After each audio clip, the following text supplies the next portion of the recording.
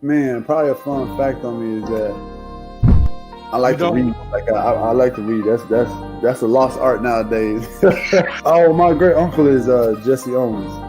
Won 4 gold medals in 1936. I always want to leave people with this, man, to all the viewers and everybody out there, man. Make sure you guys finish your story. Make sure you guys finish your journey because somebody's going to need it. Yeah. All you got to do is push the back button. That's all you got to do is push the back signal. Try not to think about the future too much so you can maximize the now. Who's your favorite rap artist?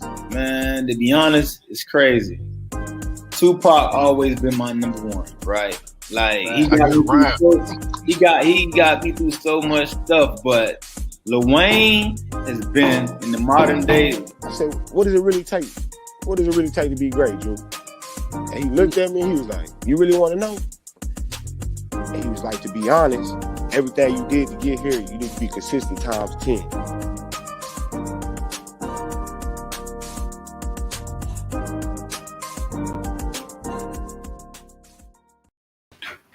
Oh, hey, my bad. Y'all call me grooving to that thing, man. But it's your dude lounging, Leroy. Don't say the Leroy without the Junior. Kicking with y'all on this Friday, man. Y'all know how we doing these Fridays. It's the exclusive interviews, and like this day, man, we got one for y'all, man. It's definitely about to be popping. DeVante Kincade, so sit back. But before we get this thing started, I got to bring my dude in. He's traveling on the road. Got to get him on. My partner in crime, the business partner. Why? What's good? Hey, cool. Hey, I'm just glad. I'm just happy you had the microphone on, man. I'm telling you. Like, look, I'm like, cause hey, okay, you got it right. Welcome to the show, man. Hey, man, it's Friday. You know I look forward to this day. Let's do this thing. Okay. Hey, you gotta hit him with the wait. How your thing is? We back at it like we mad. We can't get this thing started. But look, man, I'm telling you for real, we gotta get this thing started because we got Grambling's own. You know what I'm saying? Dallas Oak Cliff representative, big stepper, man, DeVante Kincade, aka Coach K, man. Let's clap it up. Man. What's that? Man? Look, they must have did some push-ups on back screen, man. No, hey, I was back there. I had one. I'm one hand. I was one hand hitting that thing, getting ready, man. Man, I'm telling you, look, he coming in with the Dallas sauce already, man. But look, you know, we got to prove your Dallas call, man. You know that Dallas swag, that Oakland swag. So shout out to my guy AD Bond and everybody back at Grambling. You know, when I was back there, and they used to be like, "Come here." I'd be like, "Who?" You know what I'm saying? Like, wait, what you say? So, you know what I'm saying? Yeah. Shout out to my dude, Doc, did it with the hey, man, say, man. So I got, you got to tell her one of the things. What's the lingo? The hey, man, say, man, the over there. Yeah, over there, or when you say stairs, you know, we always say, on my mama. We always going to say, on my mama. Okay, and we going to bro you to death. Say, bro. Hey, bro, you know what I'm saying? We're going to bro you to death. You know what I'm saying? Square business. You know, that's just what it is, man. Hey, I don't know why. Business, yeah. Shout out to you, man. That's funny. Man. So, where your shag at, though? You know what I'm saying? Like, you know, definitely. See, look, my senior year, I rocked the shag all the way till we got to the national championship. You know, and my one of like my best friends, and his Andrew, like, you know, we grew up together, we played together. Everybody from Dallas knew if you see me, you're gonna see him. You know, but if we had different mamas, you know, different daddies, but we really was that tight where people thought we was brothers. So he passed in 2015 in October, man. It was at the fair. It was just unfortunate. You know, it was a crossfire, you know what I'm saying? And he was finna get ready to go overseas and play basketball, bro, and it just that happened. When that happened, bro, I rocked the shag all the way till that time we played in the national championship. Like, even when I was at Grand, people used to be like, I walk in the cafeteria, like, looking at me like, you got a backwards hair, bro? Like, no, it's a shame, man. Like, you ain't from the city, so you don't even understand. You know what I'm saying? You one of those guys, you know what I'm saying? You got a shag, you know what I'm saying? One of the guys supposed to be like that, you know what I'm saying? Okay. Hey, okay. Well, look, I got a bald head, so I'm gonna try to give you a shag. So, but you know, I that. You know what I'm saying? So, when I first came out here, when it came out to the Dallas, everybody was like, the food, the rudest chicken, the, sweet Georgia. So, what's the spot? Like, tell us what's the eat spot out here. Man, I mean, everybody already know. If you from the city, Rudy's is banging. But Hall's, Henderson's Chicken's been going down. A lot of people have been telling me. I've been trying to pick between the two, but both of them hitting. And we got a lot of barbecue spots where you can get like a baked potato by the size of a basketball. You know what I'm saying? You put all type of meats in it and all. It's like they always got little holes in the wall. You know what I'm saying, around the city, man. So, but majority of the time, really is Rudy's. When you come from out of town, if you're a tourist or something, Rudy's is the place to go, man. You gotta go try it. You know what I'm saying? Of course, a person from the city not gonna really, trip on it because they can have it all their life. You know what I'm saying? True. All right, so before we get things started, definitely want to let everybody know one thing about Sports Talk with Friends, our podcast. They're very interactive. If y'all want to say something, holla at our dude DeVante Kincade, man. He here. Hit them comments, man. Tell them what's happening. Let us know who hollering in. Look, shout out to Mike Needham, baby, New Orleans, all the way out to the building. You know what I'm saying? Who that? You know what I'm saying? So, but man, like, it's a lot of things going on out here in Dallas. You know what I'm saying? I'm in a band, so we had a lot of recruiting out here. So what high school you come from, though? You know what I'm saying? Like, I hit the Carters, the Kimballs, the Skyline. You know what I'm saying? Like, so let us know who you claim. Oh man, the Skyline, man. You know what I'm saying? That's it. Dallas Skyline. That's where I was, kind of brought into this real, football where, if you can go to college, you can easily get a free education if you just handle your business. That's the first thing I remember. Like, Coach Sept was telling me, I'm playing basketball at AAU tournament, and he's sitting on the bench like, hey, man, your sport really football. I'm like, I'm scoring 20 points a game. Like, what? No. Right, it's basketball. You know what I'm saying? But when I got there and seen, like, the impact it is, like, on the whole city, the community, like, when you win it, you know what I'm saying? It's just different, bro. It's just different. And up there at that time when I got there as a freshman, we had a lot of guys that was All-Americans. It was already, the stage was set. You know what I'm saying? Everybody was, the mentality was already there. Like, all you do is something to beat her. It was just wrong, you know what I'm saying? It was crazy, man. Crazy experience. Wow. All right. You know what I'm saying? So, before we get right into this interview, man, like, if y'all got any questions, drop them things going. We got Skyline U, Grambling's own, you know what I'm saying, DeVante Kincade, Coach K. So, now you're talking about, you're bringing up the Skyline U, so what was your high school recruitment experience like? You spoke highly on the program and, you gave us a tidbit on how it seemed like they converted you from one sport over. Man, I played both sports in high school. I continued on, but the deal with Coach Sam, it was a big problem for us out season. I was trying to hoop when everybody was supposed to be in the weight room lifting, football. But I didn't understand what he was doing. Like, I didn't know he was trying to get me stronger and get me ready for the next season. I didn't really know that. I didn't understand. I just felt like I thought he was trying to be selfish. You know what I'm saying? So I kind of used to try to go against it. I played basketball, so like I kind of got recruited for both sports. So it was more football. Like, after my sophomore year, I played on varsity as a sophomore. It was shaky. I threw for like 1,600 yards. Only rushed for like 400. Only went to like the second round, and we lost to DeSoto. You know what I'm saying?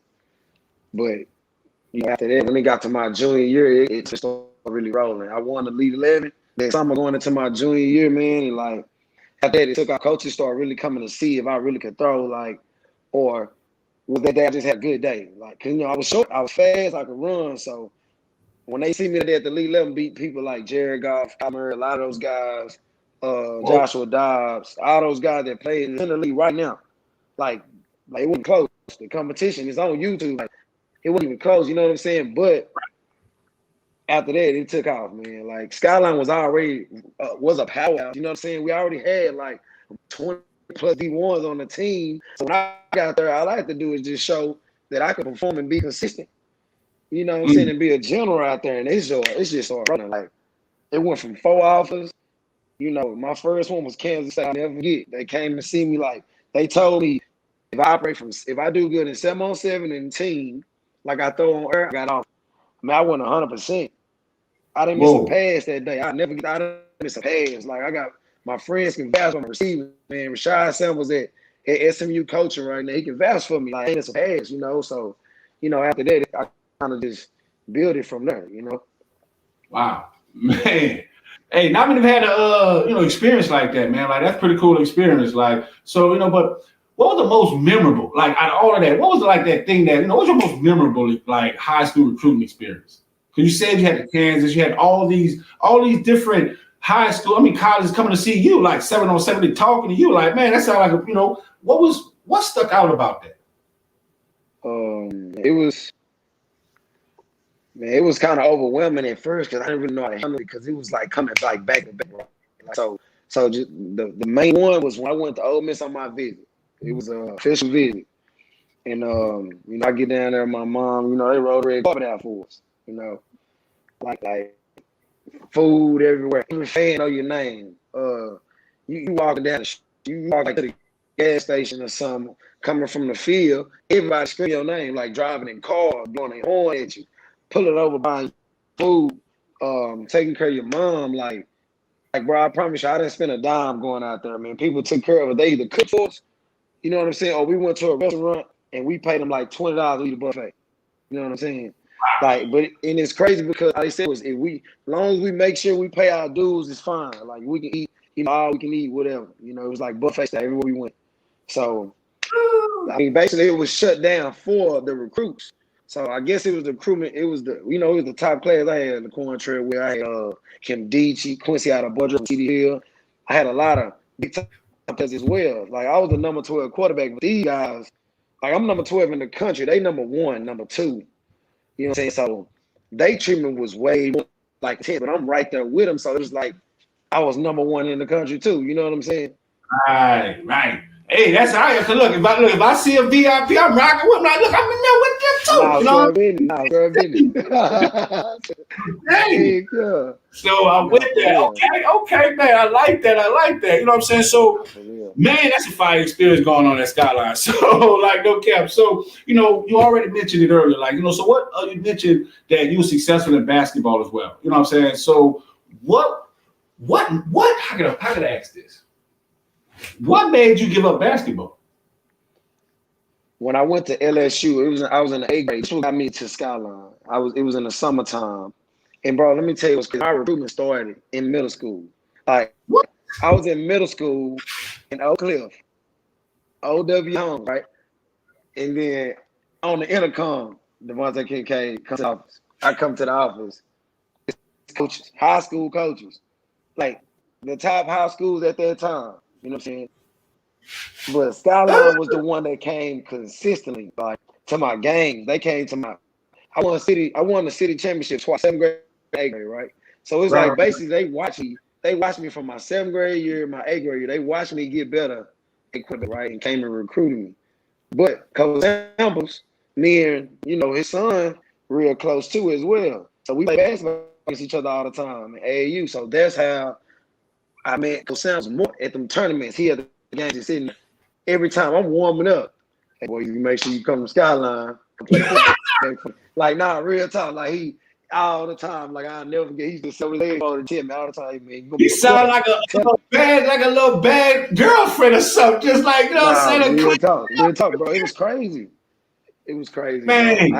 It was crazy. I be telling my youngsters all the time. Like a lot of stuff I went through, I try to just give them and say, like, if I had a redo, everything I would try to do perfect, I try to get my kids to do. So I press them a lot. Like all the kids I try to press them a lot, and I'm real passionate about what I do. So if you see me coach, you think I'm playing. You know what I'm saying? Right. I really be into it. You know what I mean? Real talk. That's how I gotta be. That's what I'm saying. Like that's what separates people, for like a lot of people. You know what I'm saying? In any industry, it's the passion. You know what I'm saying? Like it's the passion. And we've seen it. I've seen that. You got a passion for the sport, for people, and especially for the youth, man. So like, and my thing is, I'm in the band. I keep saying my thing is trombone. So if I see your kid, if I see another kid, I'm gonna teach them how to play the trombone. That was my thing. So but like, what made you want to play the quarterback? Man, quarterback, I was 5 years old, man. I ain't gonna lie. Like, I ain't never really wanted to play another position. I always looked at it as disrespect to me. for how much work I put in behind a position. You know, like a lot of people told me when I was coming out the draft, you should try to receive. Like, no, like I want to play quarterback. Like, why would I go play receiver? And no, I ain't passionate about it. I ain't never did it. And bank on it. Like I was a bank on getting a free agent deal at quarterback and then showing them I can throw and I can pick up on the terminology or whatever case may be and get signed that way. You know, so I'd rather get it through the mud than just get a handout and just get a deal where they probably could cut me anytime. I probably could have been a count body. You know what I mean? Right. But I love the way basically the quarterback position. You know what I'm saying? At all times, like no matter what you're doing, you can't turn it off or turn it on.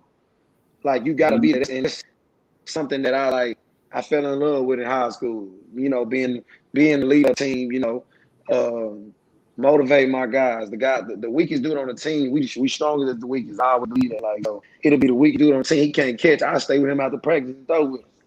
Wow. If I teach how to catch the ball, you know what I'm saying? Wow, that's real good. Like, you know what I'm saying? But, you know, coming being a quarterback, especially being a black quarterback, come with a lot of controversy, come with a lot of, you know, the big stigma. You know what I'm saying? Can't keep up with the other type of quarterbacks. You know what I'm saying? Like, you know, all of these, you know, can't keep up with quarterbacks that's outside of, you know, the swag, outside of, you know, what you do. You know, so how did you beat the norm and not let that impact what you do? Just using it to, you know, fuel the fire basically. So I'm like, if they saying like in high school, I never through my whole recruitment to college, I never heard a coach ask me to play another position because I could throw the ball with the best of them, right? Right. So like the college, and then it's like I'm getting ready for the pros, and now some teams asking to change position, some teams saying they gonna give me a shot. But in my eyes, okay, I'm like, well, if I've been working this hard, I know the work I've been putting in. So I'm not finna go against the grain with myself. I'm gonna bet on myself before I take chance with somebody else thing. You know what I'm saying? So, you know, it's different, man. Like I really never focus on, you know, the negatives. I'm always the type of person, like I tell my kids, like try to take the negative to a positive, right? So if I'm walking down the street, somebody bumped me. You know what I'm saying? He bumped me, right? I'm gonna tell him excuse me. But I know he bumped me. You know what I'm saying? But I'm gonna tell him excuse me. You know what I'm saying? I'm gonna tell him first. You know what I'm saying? Right. And I feel like that took me a long way. Really, just blocking out negativity, man, and just flipping it and looking at it as, you know, fuel to the fire, man. So it was easy. Definitely easy to ignore that. You've been using that, man. Like for real, definitely you've been using that to fuel your fire, like man, because you know you've had a very good quarterback career, like you know from middle school it seemed like. But you know, about to take a quick break and we be back with more of the interview with DeVante Kincade, man. Y'all stay tuned. What's good with the people? It's Montreal McNeander, NFL linebacker for the Cleveland Browns and Grambling alumni. I had to come through today. Give a special shout out to my dudes over at STWF Media, the big brand, where you can talk sports with the other NFL players, fans in their Facebook community. You know what I'm saying? Y'all go get them boys a shout out. Go check out their page. And I promise you, man, you're gonna love everything that you hear and enjoy it.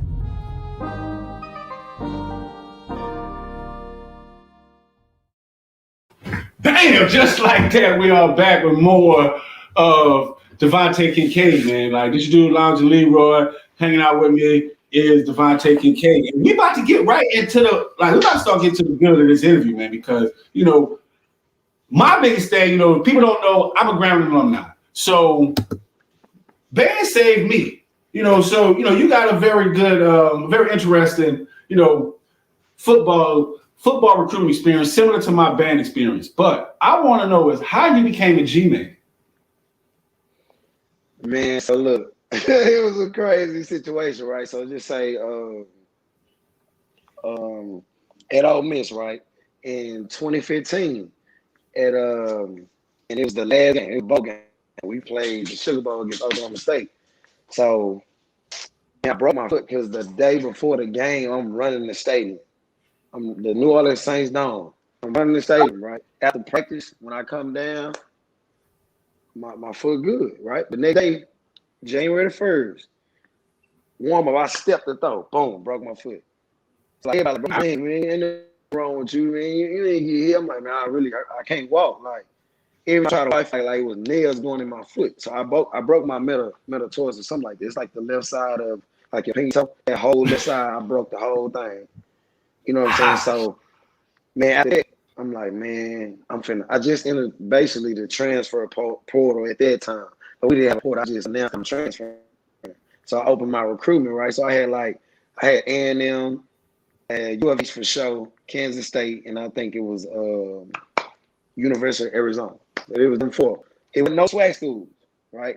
Like Grambling was hitting me up though, like the whole time. Like they were always contacting me, like real talk, like it was crazy. But it was on social media. So I never really paid attention to it because I didn't know about swag schools growing up. Like I didn't know about HBCUs. I didn't know about none of that. So what? You know, yeah, bro. So basically when I broke my foot, you know, all them schools left. Every big school, like, they was like, man, you got 2 years left. Your foot broke. So if you do come, if they don't sign off on your papers, you don't get 2 years, you get 1 year, and you already hurt. So then we only gonna have you for 1 year. A lot of them schools didn't want to do that. Wow. You know what I'm saying? So those fives them was like, it don't matter. Like they came to my house. When they came to my house that day in suits, like Men in Black, I'm talking about 5 deep vans. You hear me? In my driveway. I'm like, they in the middle of Oak Cliff. You know what I'm saying? Driving. Say, bro, I promise you. When they came in the house, I told my mom, I had just had surgery. Because right after the game, Miss Turner, they hit me out. They ripped for all that. You know what I'm saying? Even though I was training for them, they still blessed me. You know what I'm saying? Like, and I'm like, I thank God, boy, my mama raised me right because I never, like, treated them no type of way, never respected them. So they treated me with love when I left. It wasn't no bad blood when I transferred. You talking about Ole Miss? Yeah. So when I got the you gotta tell me you got to Ole Miss too now. But I'm listening. I got you, no doubt. But like, okay, so boom. I'm talking to Coach Fowler. I talked to Coach Dooley. I asked Coach Dooley. The first thing I asked him, I said, what type of offensive coordinator you are? He said, I'm the first guy. Like, I throw the ball to run the ball. So he started showing me videos of receivers.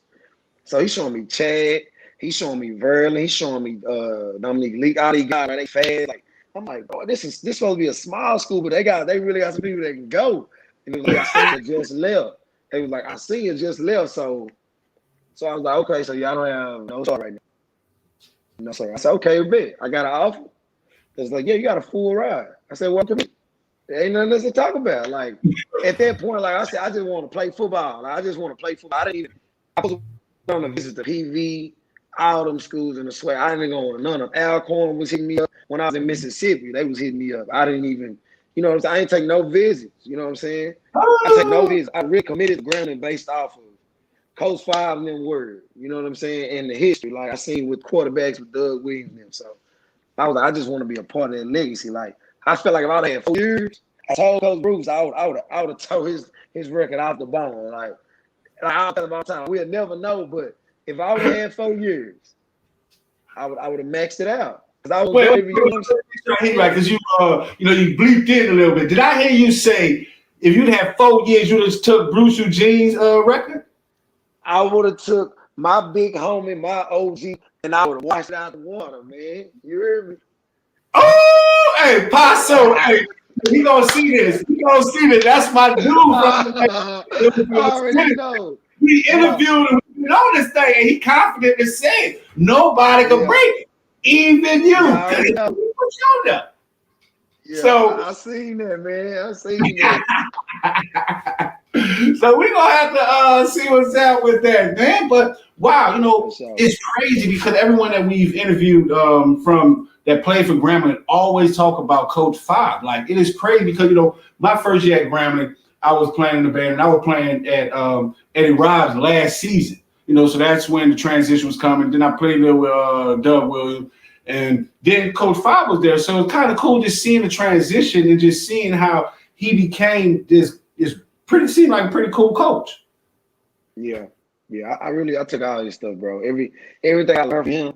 I mean, like the whole 2 years I was at Grambling, him, Daddy Fives, right, and Coach Dooley. I took everything that they taught me, and I just gave it like a more of a this generation version for my young kids. Cause I gotta simplify it for them. You know what I'm saying? Cause they don't really understand when they tell you how to fight adversity or great pain brings you great success. Like you doing push-ups and you doing 10 and them 10 don't hurt no more. Like if you keep doing 10 every day, you're gonna stay the same. You might get cut up a little bit, but you're gonna stay the same. But once you go to 20 and 30, and you see you can do 30, now you see the progression. You'll see the difference in your body. You know what I'm saying? Right. And that's how I looked at his life and for us just the coaching point, man. Like he really, my Coach 5 different, bro. You know what I'm saying? Like he really can get through you like without screaming. You know what I'm saying? He can talk to you and really get through you without screaming. So, well, I know he gonna hold you to a high level. Like, some games, some little pop water games, Cliff, and them coaches be you know what I'm saying? Yeah. They be turned up. Yeah. But hey, that's the whole swag out there. That's the whole vibe, man. It's all love out there. But you know what I'm saying? You come like, man, you just taking me aback with not knowing about, HBCU schools and everything. But, that just shows about how, we are left out, in big recruiting. So you come in, you went to SEC school because, hey, shout out to everyone. Just want to put this out there. SEC is the best conference alongside the SWAC. But you come and got this experience, with these SWAC schools, playing with these bigger guys, playing faster game, and you come in, making that transition to, let's say maybe a slower pace game. So how was that transition? Did you, was it a big transition, a big gap, a big skill set? Like, how did you feel? Because I felt like the man coming from the SEC Ole Miss, coming to, Grambling. But see, like I say, I didn't know. Like I didn't know really the big difference until I got the Grambling. Like I didn't notice about all the like history and how it's been, the resources and alumni. Like, you know what I'm saying? Everything was like, okay, put like this, like it's like you go into the White House and spend like for a year. I mean, well, you stay there for a year or whatever, right? And then the next year you go to like I would say like not the projects, but some nice townhomes where, the middle-aged parents, single parents, right. And, you know what I'm saying? Like, it ain't bad, but y'all good. You know what I'm saying? But over here, right. you eating big steaks in front of your face. Like, when you get out of practice, you go right into the grill, and you ain't even eating with the regular kids in the stool. It's a whole cafeteria for just athletes. You know what I'm saying? I get it. Because, see, I'm just and Ole Miss, you know what I'm saying? I'm from Grambling, so you eating at the calf. You know what I'm saying? You some bad potatoes, some meatloaf. You know what I'm saying? So, for sure. I see what you're saying. So, you can see the drop off, but it still doesn't mean that it's not good talent. You know what I'm saying? It's still not competitive. So, well, man, talent, I ain't gonna lie now. For the front people, like the trenches, that's the big gap now. Like I tell you, like that's like Clowney, right? Imagine Clowney playing at Mississippi Valley. You know what I'm saying? Like real talk. Or Arizona playing at Grambling. Like that was the difference. Like the skill guys, they don't be too far off. They still fast and no stuff. You know what I'm saying? They still got some game. Like the trenches is really the biggest difference to me. You know what I'm saying? From me going to the SEC down, like at Ole Miss, it's like as soon as you get the ball, you drop back 1, 2, they coming. Like, and you feel the pressure because they pushing people back into you. You know what I'm saying? Like, hey boy, they bigger, they hit harder. Hey, it's crazy. You know what I'm saying? Wow. You got big boys running 4.5s. You know what I'm saying? You have a few of them at SWAC schools. You have multiple like backups that can do that in big schools. You know what I'm saying? Like, I don't know. It's just how it is. The resource, like, who don't want to pay, ESPN and getting $1,600, $2,200 just for your stipend? You know what I'm saying? You got a whole lot of grocery cards and stuff. You got a whole lot of, I think they call vouchers and stuff for food places. You know what I'm saying? It's just fortunate that, and I wish it was like that in the SWAC. Like, I wish I would have came to Graham and it was, like that. But that's what made me realize, like, without that, the people at Grambling make up for all that. So everything, the culture right there, like everything I went through when I went there and I seen like the big difference from the band. Like, come on, now, nobody jump to the band in big school. You know what I'm saying? Hey, man. Nobody listen to the bands, bro. Come on, bro. Nobody listen to the bands, fam. Hey, man, 4-8, man. I've been in 4-8 jumping guys up and down this thing. Nah, Square Benjamin. Now that's different. You can tell your band director like to play, play Nick, play the GSU halftime. Nah, come on, bro. I'm teed up out there, bro. I'm jumping around. I'm the only one out there by the band, bro. The whole team be up there warming up. I'm by the band. They coming out the locker room. I'm already there.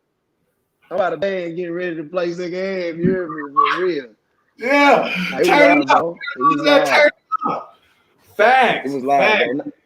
Like, one thing I did notice because in the band we had opportunity to play, I think, in Alabama at Birmingham at the Senior Bowl. That was the first thing I noticed. I was like, my crab, I forgot what my crab here.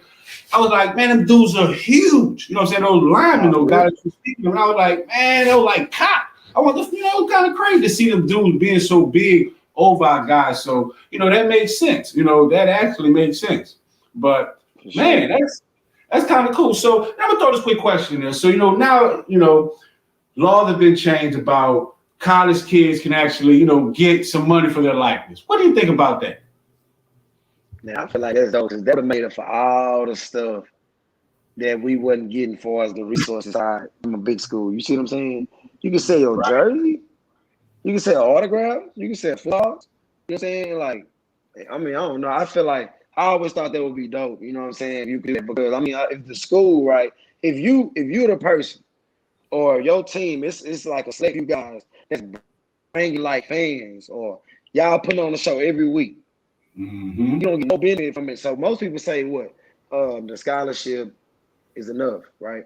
Right. But y'all getting money from it while we can't get something. Like it ain't got to be everything. Hey, why can't be a little? Like, you know what I'm saying? I feel that because we played, we had a parade, had a whole little thing. We played for the Seattle Seahawks. You know what I'm saying? We got nothing. We just dancing around. We got nothing. You know what I'm saying? So I feel that. You know what I'm saying? Now, I'm at, because I've been potting around this thing, because in certain, I'm going to say this, in college towns, there's like more college superstars than there are NFL athletes. Like, for instance, Tim Tebow, no one's bigger than Tim Tebow when he was in Florida. You know what I'm saying? So with them getting money, will you see a drop off with the endorsements in NFL players that's not the actual stars?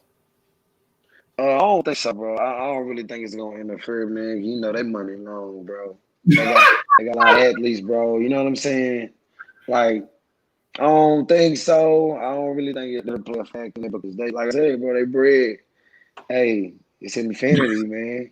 Some way I don't know how, but it's infinity. You know what I'm saying? Fact. They endorsement gonna sell themselves for sure. Fact. So, you mentioned earlier that, you've been working out, you've been doing a lot of things, you can run really pretty fast. So, what was your training schedule like? And, do you practice every day? Like, how was that? When you was in your prime, leading up to your prime, and even after your injury? Yeah, I train every day. I throw every day for sure. I really lift every day growing up, like in high school. But like once I got to college, that's when I started, realizing that a lot of stuff that's in the weight room gonna transfer to the field. You know what I'm saying? Like a lot of people right now, like I got a CFL workout coming up soon. And I just came from a spring league, like it was like around I think it was May or a little bit like after May and June. It was between that time I was down there in the spring league, but Ryan Allen was the quarterback already, so I came late. So I was trying to like catch up, and it was only 6 weeks, so for sure I know I can play it in that next year. But the only reason I tell people like I'm coaching and playing because I'm only 26. I still can run. I still can throw. I done dropped off it. I just got strong and smart in my body, not beat up. So I'm really just waiting on that breakthrough for that opportunity. It didn't get closer every year. It started in the arena, you know what I'm saying? Then it went to the CFL, and I went to XFL. You know what I'm saying? When COVID hit, that's what stopped my process. I was in the XFL, and COVID hit, boom, they got the whole league. So that was my opportunity to be showcased. No cap. You was one of the reasons you and Montrez Carter was one of the reasons that I became a season ticket holder for the Dallas Renegades and actually a supporter of the XFL. Because I wanted to see those shows. I wanted to see people playing for the love of the game. You know what I'm saying? Like, I wanted to see that. So, I followed the story on that, man. That was pretty dope. So, Man, I had recently seen, you throwing with the GOAT, the wide receiver GOAT himself. You know what I'm saying? Hands down, that is Jerry Rice. So, you had resources. You had a lot of opportunities that a lot of people didn't because, man, I'm telling you, coming from New Orleans, we had no recruit for sports. You know what I'm saying? Like when I came here, I had my son, we were playing for Redbird Raiders. And they were talking about how Deion Sanders was coming out there, for the practice and everything, checking out the kids. And I'm like, wait, Deion Sanders recruiting at, a Pop Warner, man, it's crazy. So I was, it was unbelievable how, people just came and recruited here. So I'm going to ask you this. What was one of the sports icon that had the most influence on you?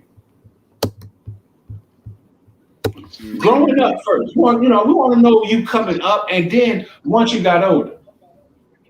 Coming up is Peyton Manning. Like I grew up watching Peyton Manning. I grew up watching Peyton Vic. So Vic had the ability that I wanted for running. Peyton had the brain, and the effect of the coach on the field, So my whole life, all I've been trying to master is being Peyton Vic at one time. Being an efficient passer, thinker, leader, and then when it's time to take a run, I'm lethal as well. You know what I'm saying? So them two really would inspire me and Ray Lewis, man. Ray Lewis on the defensive side, but just his line-hearted mentality. I love it. You know what I'm saying? I try to install it to all my kids. Like, cause if you have mentality, it'll be hard to knock you off. Like, it's gonna be hard to catch you, see you in the slump anywhere. No matter what situation you in, life, football, whatever. If you can get that mentality, regardless, life never keep you down. You know what I'm saying? Nice. All right. Well, growing up, I always wanted to be the GOAT himself. So that was pretty cool seeing you pitching and throwing with with the GOAT himself. But what was your childhood football moment? Like in band, my main instrument was the trombone. So I had taught myself in the backyard. I would teach myself playing the trombone, blah, blah, blah, blah, and the dog, they play in my background. But that was when I was like, man, I could play this. That was my moment to be a musician. So what was your childhood football moment? When you knew that this was your thing? I would say it was a Little League game, right? So my whole Little League, whole time from 6 and up, from 5, because I played up a year. When I was 5, I played 6U twice. So from 6 and under all the way to about 8 and under. So when I got to 8 and under, this one I realized so the whole time from 6 to 8, I couldn't throw. Like I'll never forget. Like my mama got videos like on a VCR. Like she put it to the TV and show my videos. Like I'm missing, right? So I started crying. My granddad come out there and he was like, wipe your face. Like the only reason I can say this because it's really on VCR, right? So he said, wipe your face, good. Like, reason you miss her, you have to keep working on it, right? So I'm trying to throw it in this bucket. It was like a little bucket. He made a bucket for me to put in. It was like a little basket. So basically, it was a laundry basket. You know what I'm saying? He put the hole in the bottom of the laundry basket. So that was the target for me. But I'm following. You know what I'm saying? So next thing I'm hitting. As soon as he come out there, I start hitting. Like, you know what I'm saying? Like, I really just, and I feel like at the time, that's really, I'm like, I stuck with quarterback forever. I played quarterback and safety. When I was in middle school, that's when they stopped letting me play safety. But the reason to play safety, a lot of people know, like, if I throw an interception, if I get hit too hard, if you hit me late, when I get on defense, somebody finna get it every time. Like, real time. I was that type of kid, like, growing up, like, okay, I had a bad anger issue, so I'm gonna make sure I play safety. We played one high the whole game I was in. I never was better than another person. They just let me wrong. You know what I'm saying? Because, I was trying to make a play. I already knew, you know what I'm saying? I was kind of, I kind of had some help growing up. I had a lot of older guys that was playing that used to, help me out all the time. So, but they help as well, you know what I'm saying? That push me to say, man, like, I feel like getting better is addictive. Work is addictive, you know what I'm saying? You see the work and then you play, you see the work you put in, it really come to show. You know what I'm saying? It's kind of hard to get away from it. Wow. Man, you got some stories, man. I'm telling you, look, 5 years, man, y'all definitely, stay right there. We got to pay these quick bills, man. They piling up. But we're going to be back with more of our interview with DeVante Kincade. What's up, world? Kyrie Robinson, man. New Orleans Saints veteran. Hey, man, make sure you guys go check out my guy, man, STWF, the media, man. Check them guys out. Y'all want to get sports talks with players, with fans, anything like that, man, go check them guys out, man. That's the place to be if you want to talk sports. Who that nation?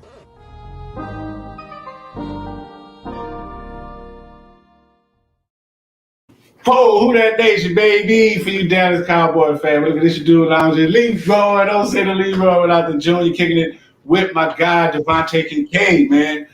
Dallas' own. And, of course, I got my guy, Coach Lee, the partisan crime, man. But we're going to jump right into it. You know what I'm saying? Look, I got to know, because I'm going to tell you this, like, when I was at Grambling, before the game, I used to get my little, I used to have my little thing I used to get into. I used to listen to Hot Boys, you know what I'm saying? The block is hot. The block is hot. I used to get crunk. You know what I'm saying? So what's your pre-game routine or your superstition, like, for a big game or something? What do you do? Man, every day, right? Well, I'll just say, I get prepared the day before, because they used to always say 48 hours. They used to do 48 hours, like whatever you do, you know, 40 hours before the game is gonna fix it. So that Thursday, I'm already getting ready, right? So I'm watching, like I watch tons of film, you know what I'm saying? Like with my friends, my teammates, I get them in the car and like they don't even understand, they don't know where we going. I was like, man, ride with me, you know what I'm saying? I drive over there to Ruston Park. It was a park in Ruston. We just drive to the park, people be out there playing basketball. Hey, hold on, I used to live in Ruston. I was a local. So we used to call it, you know, the Rovers used to call themselves the Ruston Rollers. They still had them out there when you were there? Nah, man, I ain't heard about them when I was there. I ain't heard about the Rollers, man. Nah. See, I wasn't even really around that type of crowd. I was always around guys like. Wait, what kind of crowd I'm being around, man? I ain't see the Rollers, man. I ain't never see them Rollers, man. You know what I'm saying? I stay out the way. I did see them, man. Let them boys, man. Gotta stay. Hey, it seemed like you stayed from off the east side of Ruston, man. But go, carry on. But yeah, like I was saying, bro, like, you know, that Thursday I always went to Domino's. I go to Domino's every time, bro. And I don't know why. I just used to get small meat lovers. And Domino's knew, like, after a while, they started knowing I was the quarterback. You know what I'm saying? But at first, they didn't know. They used to wonder why I always come and get a smile on Thursday every time. Like that. I don't eat like one piece. Like every time, I just eat that one piece, right? But at Friday, I don't eat nothing. Nothing. Bro. I just listen to straight music, drink water, eat fruit. And then that morning, I'm snatched. 4 in the morning, I'm getting up at 4 in the morning. I'm going to watch them again. I'm going to go over the play sheet. I'm going to go over all the 5 of them, like on third downs. I'm going to go over situations, 2-minute drill. I'm doing all this to make sure when we get on the field, my coaches like can trust me. When they see me in the breaks, I'm talking to Coach Noah, my quarterback coach. I'm going to make sure he know I'm good with the game plan. You know what I'm saying? I never wanted to go into the game shaky or nervous or not sure what they're going to be playing. You know, so I watch so much film. I already know what type of player I'm going against. What's his tendencies? What he going to do? You know, in certain situations. Yeah. Yeah, it has a couple of guys that should ride with me, bro. Like a couple of running backs, receivers. They used to get up early. You know, they'd come to my room and we just go to the game plan. I'd tell them little signals. We used to just have our own little signals. Coach didn't even know, you know what I'm saying? But all that came from us in the little extra time in the morning before breakfast, you know. So I mean, you know, once again, because I'm an HBCU guy, you know, with Grambling. And I'm from New Orleans, so the only game we wanted to win, we wanted the football team to win, man. Like, y'all could have lost all the games throughout the year, man. Only one game we wanted y'all to win was the Bayou Classic. That was to whoop Southern tail, man. So I'm bringing this up to ask you this. Did you ever feel the gravity of that? You know, because you beat Southern a couple times. When you walk in the stadium, kind of like when it's going to kick off, that's kind of when I got to like, whoa, this more like, oh, this game, like, it's like, oh, Miss game. Like, you know what I'm saying? Like that turned me up. You know what I'm saying? I'm like, oh, I'm finna go off. Like, oh, yeah, and we on TV, I'm finna go off. Like, come on now. You know what I'm saying? So, like, I used to tell my teammates, too, even when we played Arizona, I told them for the game. before we played Arizona, I said, bro, I watched so much film on them. I know they're trying to blitz me because of the last week we played Virginia Lynchburg. I do that good. Cherry did good. The backup quarterback did good. So I thought I was a fluke because of the first game. Then I came out, I was 13 for 14, 20 yards, 2 tugs in the first quarter. You know what I'm saying? And we up 21 low on them, 21 you know what I'm saying? Right. And that, I'm telling you, bro, that Arizona game and the Bobby Classic, them 2 games was my most, like, games I never forget. Like, I tell my grandkids, like, boy, on that stuff, I'm like, ooh-wee. I'm finna light it up. I'm finna light it up. Young fella. So, man, it was crazy. Bayou Classic is amazing experience, man, for real. It's lit. Like, I'll forever go. Like, soon as I get to Bayou Classic back in New Orleans, I'm going. Like, they said any MP get tickets forever, I'm gonna go forever. I'm gonna always go. Thanks. So, what was your biggest swag rivalry?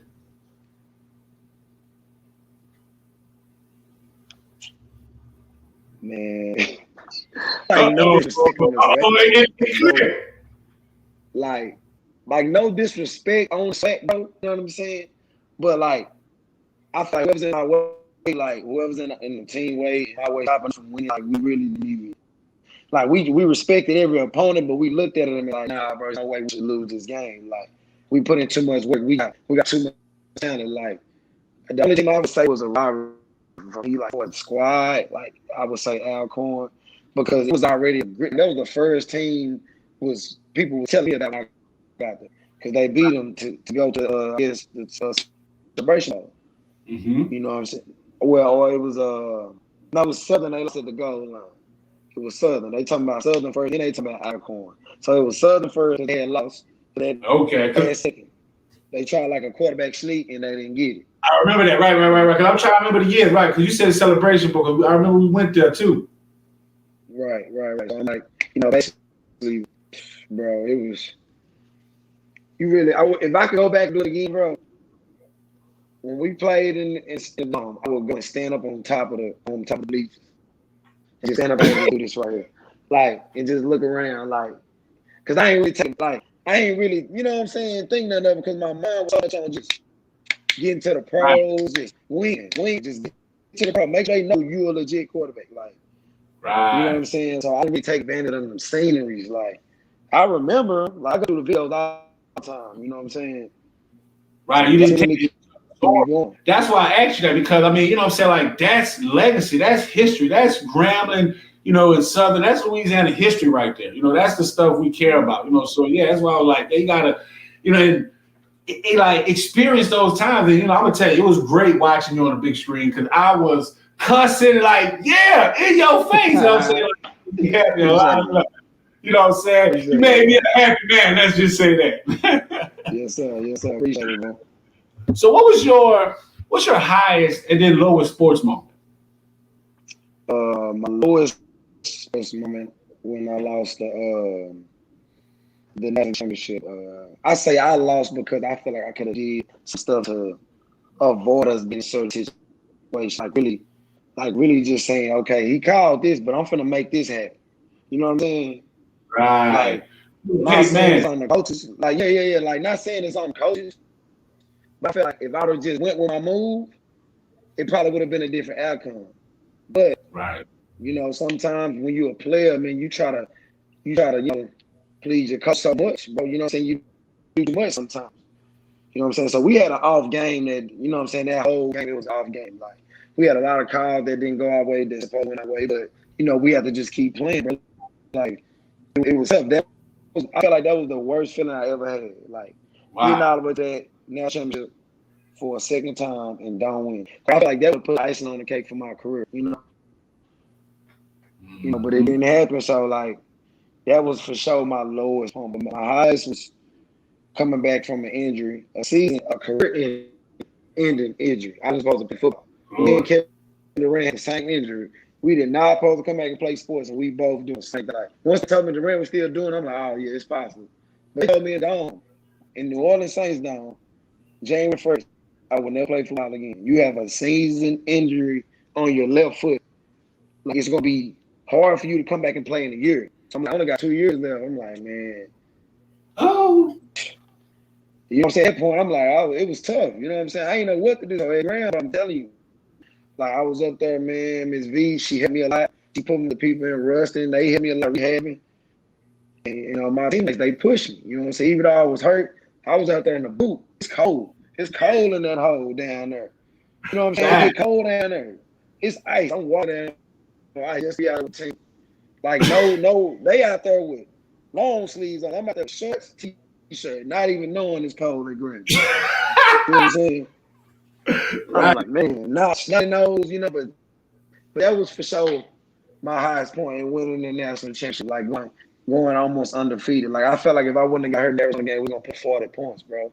Like we didn't call out money like against them. Like we was scoring on regular, like our plays that we just work every day. We just, you know what I'm saying? It was just on point. Wow. So that was the best moment I ever had. Being in Arizona, they just shut up. Like the whole crowd shut up. Like Freddie, they was super loud. When we go 14-0, people in the crowd telling me don't even go back in the game. Like you good. Like I'm like, I'm finna go back. Because like now you got a whole season to play. Gotta win, you know, you trying to get this natty. Like you don't want to risk your body this game and you trying to get to the natty. And I'm like, I have to understand that. You have to respect that. And it did play out the way it did. Fact, man. I'm gonna tell you, like I said, you like your seeing your time out there on the field reminded me of the time Apostle was playing too, man. It was great. It was a great team, like great to watch. Had some good talent. Y'all made that talent. Y'all made that machine operate, man. It was very good to watch. You know, but I'm actually this. So, you know, E-Much back then, you know, the cash money over no limit guy, you know what I'm saying? Latunche baby. So what's your favorite music? What's your favorite music genre? And then who's your favorite artist?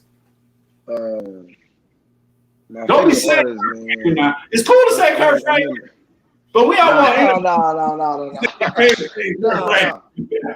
No, man. My favorite always listen to man before the game. Always. I listen, but my favorite genre is R&B, man. I listen to R&B before the game too. Like so just say another thing I do like on game day, right? The whole time from when I wake up, I'm listening to soul music, soul instrumental, right? From soul instrumentals, I'm watching, you know, film, going over the plays, and now I'm gonna go to the R&B song. I got a couple of songs, you know, like it's just old school R&B, just because it just, you know, it calms me down. You know what I'm saying? So, but when I get on a bus, right, and say we're playing at home and we coming from Monroe, once I see it's at 81, it's Future loud in my earphones. It's going hang like I'm bouncing off the walls, real time. Like coach didn't say nothing. Like, I used to get up on the bus, like take everybody headphones, like man, come on, let's go. You know what time it is? We finna run it up. Whoever on the field, I don't care who out there. If we get the opponent, us, we want to get us. We take us, we gonna put points up. You know what the defense gonna do. You know what I'm saying? So it was a great time, bro. It was crazy, man. I'm so glad like I experienced that. You know what I'm saying? I'm glad I went to Grambling, took that opportunity. A lot of people would be like, well, what about you? You know, if you would stayed at Ole Miss, you probably would have went to the league for just playing 1 year. I'm like, oh, yeah, but this is what God wanted me to go to see. I feel like see if I really love the game. You know what I'm saying? Right. Because I'm still getting opportunities. You know what I'm saying? People college, like give me opportunities, give me workouts. So I'm like, I'm not out of it. You know what I'm saying? I still got a chance. You know what I mean? I get called 2 weeks to the NFL team. Then what? You know? So I just gotta stay ready just in case. You know what I'm saying? I don't want to not be ready if they call me. That's what I want to. Right. You gonna get, you know what I'm saying? You gotta put the work in. You know, you gonna get it done. You know, so like definitely, man. Like, so before we get up out of here, man, you know, I got Coach Lee want to ask some questions, but you know, I want to ask, you know, what was your HBCU moment? You know what I'm saying? Like I'm gonna tell you, my biggest thing was just hanging out at the Union. You know what I'm saying? Hanging out at the Union.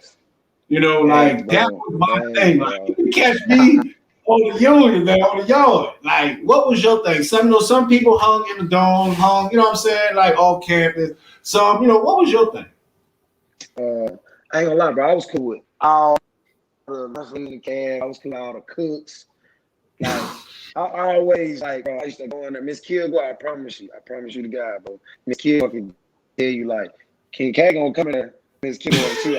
At the class, like, say, like, we got a little break period for 2 hours. We're going to holler, Miss Kilgore gonna kick it with her for about an hour. You know what I'm saying? And then I'm gonna see my guys when they get out of class, we're going straight to go and hang out. That was move. You know what I'm saying?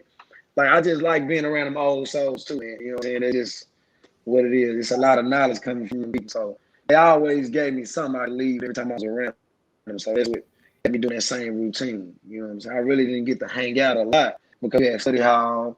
Then, you know, we had film, and a lot of my friends, all we did was hang out and watch film and play video games. Like that in 2K, you know what I'm saying? Wow. Now I'm gonna tell you this, you know what I'm saying? Like, you know, before I get coach, it's my, you know, my little, you know, I'm saying something. You know, like I'm gonna ask you this, you know, what was your instructor? You know, what was that instructor that made you like, man, this is cool at college? Because you know, one thing about HBCU, the experience is, you know, you're not just a number. They actually try and care. You know, my two instructors were Dr. Ruby Higgins, you know, and Neri Warner. You know, because I had failed out of college like 3 times, so you're not supposed to get back in there. You know what I'm saying? So them two went to bat for me and helped me get back in and actually graduated. You know, so shout out to them, man. You know, because if it wasn't for them, you know, I might have not, you know, become, you know, a college graduate. So what was your make a difference teacher? Man, it was my criminal justice teacher, my math teacher named Miss Conley. I first got Grambling crazy. She from Mississippi, so she used to always, you know, mess with me like about Mississippi State. You know, she always knew I went to Ole Miss, so she just, I come to classroom, like real talk, I come in the classroom. I used to always sit in front because, you know, I felt like if I sat in the back, I know that was the stereotypical thing to do. Like, I'm like, nah, I ain't finna sit in the back. Like, I'm just get in front. So, you know what I'm saying? They see him leave trying. You feel what I'm saying? So, she was the first lady that really, like, they get into psychology and go for criminal justice. I was gonna change. And she was like, you know, if you really like, you know, what you do, you like learn about laws and you want, because I told one day I wanted to be, you know, a homicide detective, you know, go to the scenes and just try to figure that out, you know, kind of keep like the CSI stuff, like, you know, murder cases and all, they get that together, you know, come out there with a big suit on, glasses on, walk out that thing. Hey, it's blood right there on suit, man. Hey, you know, everything tell real, you know, but she was the lady, and I ain't gonna, my two advisors, man, it's Addie and Miss Sykes. They was at Grambling, they my advisors, man. When I came to Grambling, man, a lot of I was the camp. So I had to do a lot of stuff over at Graham. So I supposed to graduate when I first came to Graham in 2016 because I had over 120 hours. You know, so I had a lot of summer school stuff. So when I came here, I was stacked. So, but they don't want to correct themselves, got me right. Graduated on time, 2018, got papers. Minor in psychology, made for justice. I was good. I was happy, man. Made my family proud, man. This is the epitome of our interviews, what we look for, man. Adversity, people that break the barriers, man. Like, man, double salute, man, on your journey, man. No cap, bro, for real. Coach Lee, you got anything for Kincade before we get up out of here? I sure do. So I heard you talking earlier. I had some technical difficulties, but neither here nor there. But you were talking about you know, your experiences playing at the HBCU school. With the recent success that the HBCU schools have had, with Dion coming in and getting a lot of notoriety, what do you think is the next step that they can take to where they can get that top tier talent to start coming back to the HBCUs? I promise you, the only way that top talent coming back, if them facilities, resources is just the same. When you do that, now you talk. When you going to just say if I was a recruit right now and somebody from Mississippi Valley come, and then after he leave, Bama come in. The Bama present to me gonna be 12 big old rings, right? You know what I'm saying? And then he gonna show all the other guys in the league. You know, which swag school guys, but the numbers they have is like out of the water. You know what I'm saying? Almost it's impossible for you not to make it a big school. You don't.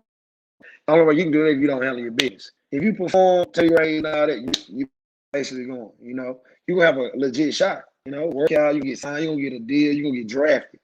But you come from a small school, research is not like that. A lot of NFL teams told me, you know, they don't really think the quarterbacks can really grasp that information like they want. Like, you know what I'm saying?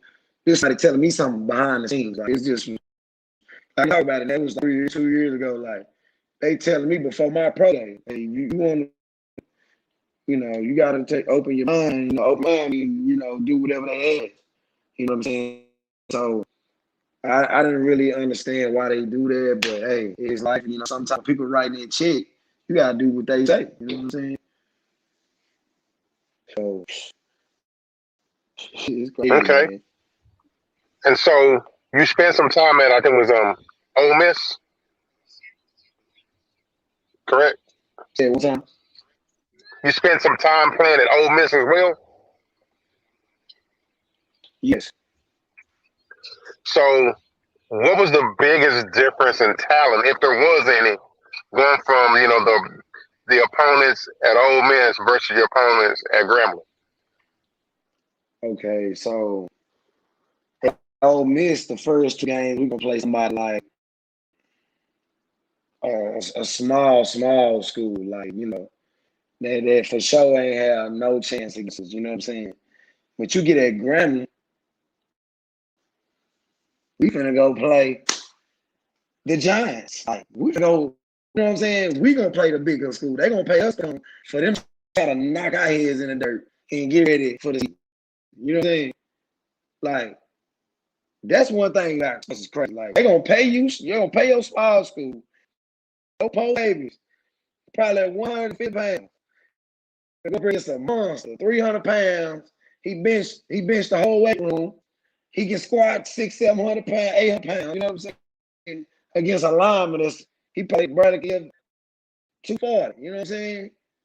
But that's how it be. I guess that's just the cycle it's been, man. Like, you know what I'm saying? It's hard to turn down. It's hard to turn down that red carpet at that big school. You know what I'm saying? I'm a product of it. Like if I'd have went to Ole Miss and played, this would have never happened to me. I would have never had this story. You know what I'm saying? Never would happen. But that's why I feel like, that's why I say I never regret what God, my dad, like this what he wanted. Like I'm telling you, because like I got to live, if I get a call, right, and I'm on a team, then I'll be like, man, I'm so happy I stuck with you. You know what I'm saying?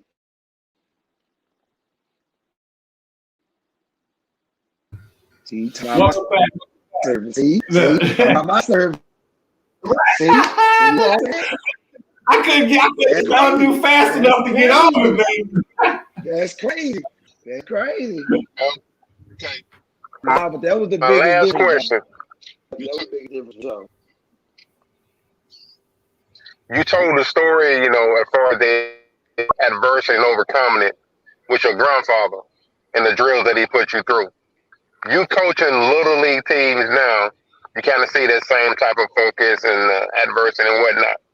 If you had a time machine and you can go back to Coach Kincade when he was 6, 7 years old, what would you tell yourself now? Ooh, what else? Oh, that's tough. Hey man, we bring heat. At the time, listen, it's a lot, bro. It's a lot, bro, because it's crazy. Perfect. And I got a lot of youngsters like Jalen Robinson, right? Quarterback I've been trained. That was the first kid I trained. He's the main one. I always try to make it like the story I tell him. Like, if I go back, I would work 10 times harder.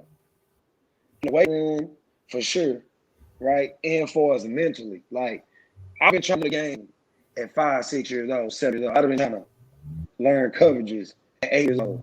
Like, how they doing satellite stuff like that. Like, how they get taught at a young age and then they just grow up into it. And it's second nature to them, you know what I'm saying? Like the mentality. I would tell my yourself, like, no matter what happens, what you go through, still fight through and push harder. Because you never know when your break coming. You know what I'm saying? Never give up. That's what I'm battling right now. Still to this day. I can stop. I can like hang my cleats up and just coach. Like, and I'll be good. Like, but it's not about money. Like, I really want to play and show people like I've been disrespected. Like, I've been top quarterback all my life, and you tell me when I go to college I win a championship, and when they're ready for me to go to the pros, I get no workout or nothing. Like, so I really just want to know. Like, I really want to know what was the problem, what was my fault, so I can help the next guy. But I've never got no feedback on why. Wallace Kincade, the X, and Marquez, Meander, Chad Williams, Trent Scott, all these guys got chances. These guys that play with me, we was all on one team, you know what I'm saying? So like I say, to answer your question, what I tell my young self, stay in your lane, work hard, outwork everybody. Outwork everybody. Make it undeniable that you're the best player on the field no matter what. I've heard so many times, make you be the obvious best choice. You did? Okay, I see the hard work, you know what I'm saying? Because, our live is going to be put on all the podcast streaming, but they can't see what you're showing right now. Let's see that. They can't see it? Oh, no, our viewers can see it. But once we load up to Apple iTunes and our podcasters, they won't be able to see that. So, man, yes. Man. I'm showing, man. I told my mom in 2016, man. Let me show you what I had in 2016. So, everything from this one right here, everything was critical. This was the best player from Texas in the SBC, right? I got 2 years in a row, right? I gave my coach in my high school the other trophy. So, I got 2 of these and 2 of the MPs, the offensive MPs. I got 2016. 2017, right? I got 2016, 2017 for the Big Ben Award. And I got the MVP of the Classic twice, right? But the one I really like, that really blew my mind was Doug Lee's Offensive Player of the Year.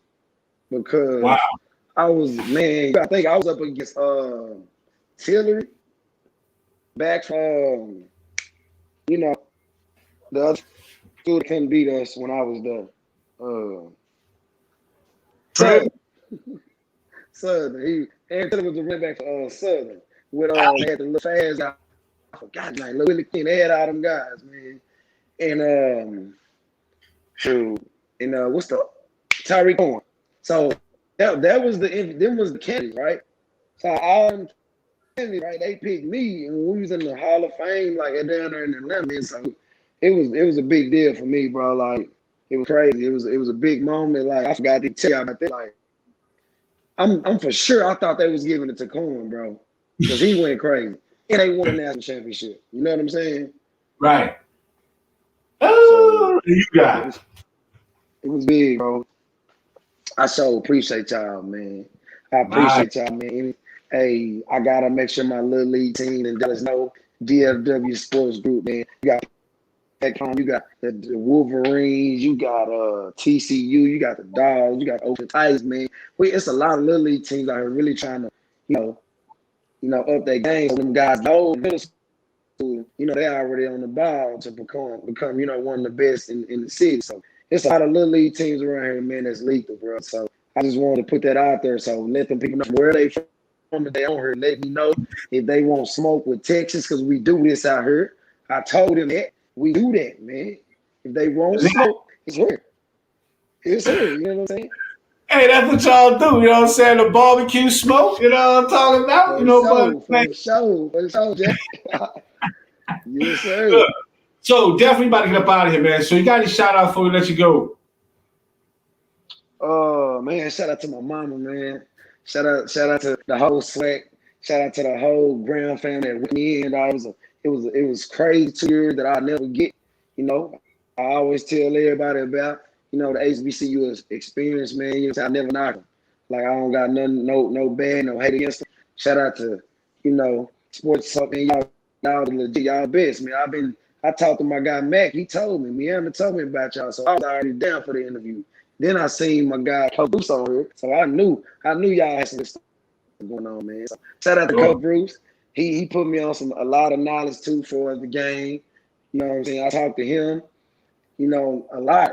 He put me on. He all the way in New York, bro. But we trying to do cancer stuff together. So we got the cooking right now. We just keeping it on the low. Nice. We're gonna be on tour, man. Okay, look. All right, you know what I'm saying? And you know one thing about y'all Dallas cats, y'all gonna have a dance to go with it too, you know what I'm saying? So I know once you get up there, you know what I'm saying, you gotta keep grinding, man. But yes, sir. So hey, definitely hang out with us. But Coach Lee, you got anything before we get up out of here? I'm good, man. The weekend is upon us. Wow. But hey, there's be more things DeVante Kincade for hanging out with us. You do Lounge and Leroy. Don't say the Leroy without the Junior. Man, y'all stay tuned. We out. Yes, sir.